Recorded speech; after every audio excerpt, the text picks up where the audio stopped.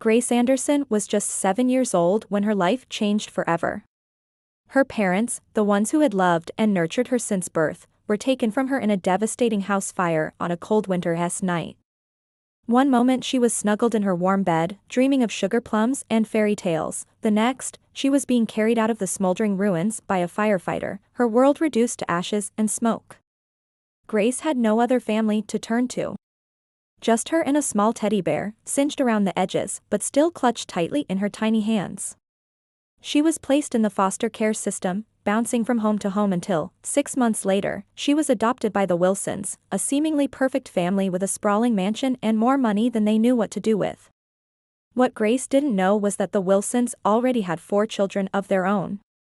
And while Mr. and Mrs. Wilson welcomed her with open arms and genuine affection, their biological children saw her as nothing more than an intruder.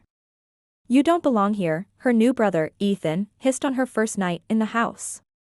"Did they find you in a dumpster?" her older sister, Olivia, sneered when their parents weren't around. "She's just Dad's latest charity project," the twins, Max and Zoe, whispered to each other, loud enough for Grace to hear.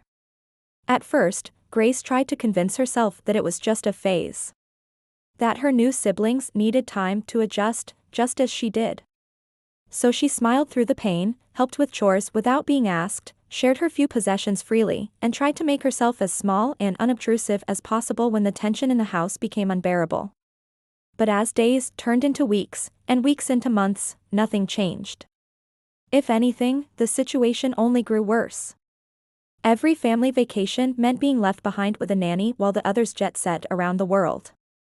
Every Christmas morning, she'd wake up to find a mountain of presents under the tree, none of them with her name on the tag. Every family photo shoot ended with her being shuffled to the side, out of frame and out of mind. Grace's 10th birthday arrived with little fanfare.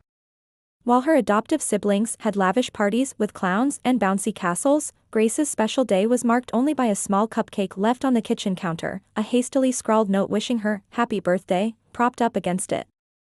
She sat alone at the marble island, a solitary candle flickering in the dim light of the empty kitchen, and made a wish, not for presents or parties, but for acceptance, for love, for a place to truly call home.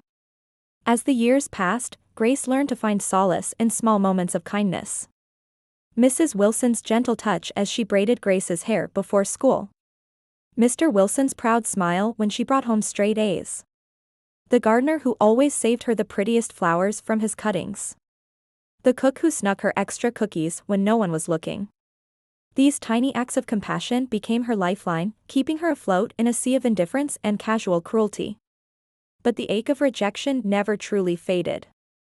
It was there in the pit of her stomach when she sat alone at lunch, watching her siblings laugh and joke with their friends. It burned in her chest when she overheard Olivia telling her boyfriend that Grace was just some charity case her parents had taken in.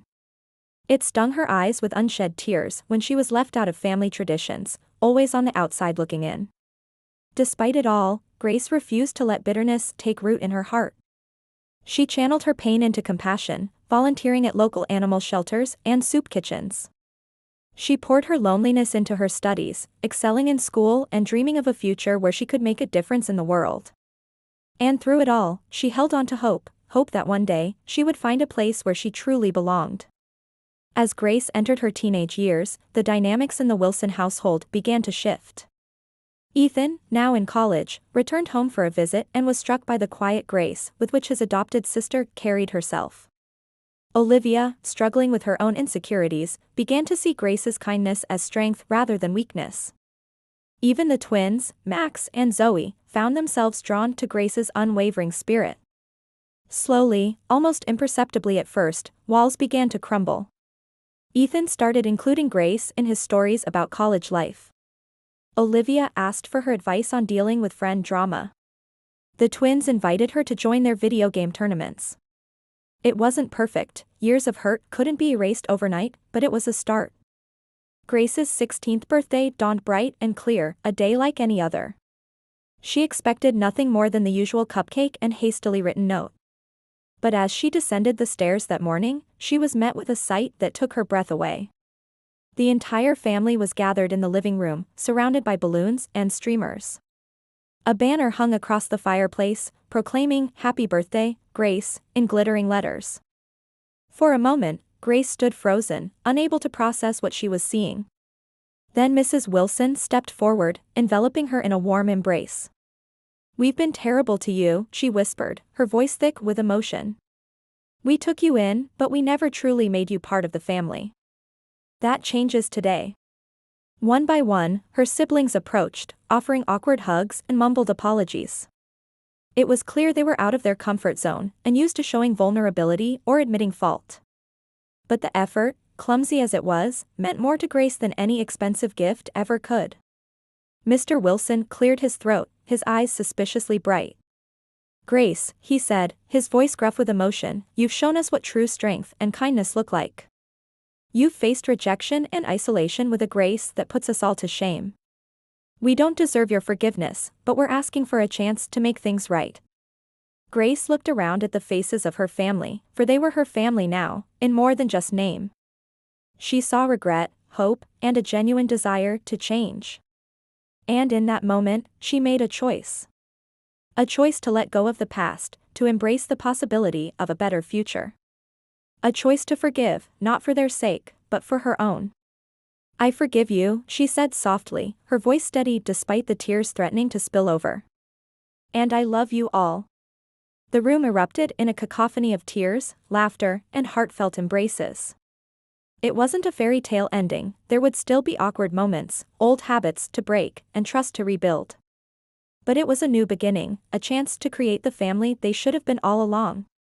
As Grace blew out the candles on her birthday cake, a proper cake this time, not just a lonely cupcake, she made a new wish. Not for acceptance or love, for those had finally been given freely. Instead, she wished for the strength to keep choosing Grace, to keep opening her heart even when it was hard. Because she had learned that true family isn't always about blood or legal documents. Sometimes, it's about the family you choose, and the love you nurture, day by day, choice by choice. In the years that followed, the Wilson family transformed. Grace's unwavering kindness had planted seeds of change that blossomed into genuine bonds of love and respect. Family vacations became adventures shared by all, Christmas mornings were filled with laughter and shared joy, and family photos proudly displayed Grace front and center. But perhaps the most profound change was in Grace herself. The girl who had once felt like an outsider now stood tall, confident in her place in the world. She had faced rejection with dignity, met cruelty with kindness, and emerged stronger for it.